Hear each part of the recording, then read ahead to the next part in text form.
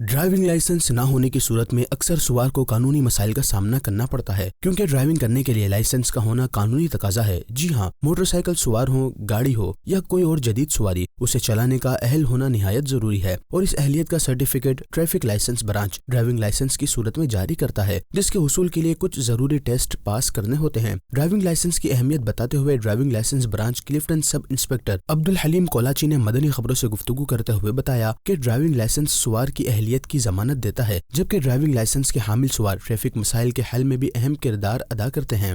अगर किसी के पास लाइसेंस है तो इसका मतलब वो ड्राइविंग का अहल है,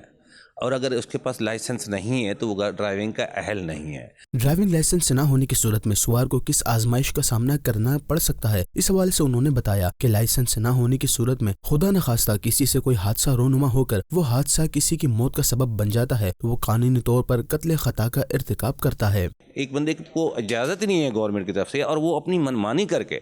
मनमानी करते हुए गाड़ी चलाता है और गाड़ी जाके कहीं मार देता है, खुदा न खास्ता किसी को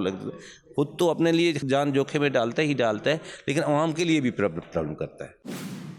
मदनी चैनल के नाजरीन, अगर अभी तक आप बगैर लाइसेंस के मोटरसाइकिल या कार चला रहे हैं तो लाइसेंस बनवा कर एक जिम्मेदार शहरी होने का सबूत दें और कानून की खिलाफ वर्जी से बचें, क्योंकि फिर कानूनी जुर्म का इर्तिकाब करते हुए पकड़े जाने की सूरत में कैदोबंद और रुसवाई के साथ साथ झूठ बोलना या रिश्वत देना पाया जाएगा और शरीयत मुतहरा इन कामों की भी इजाजत नहीं देती।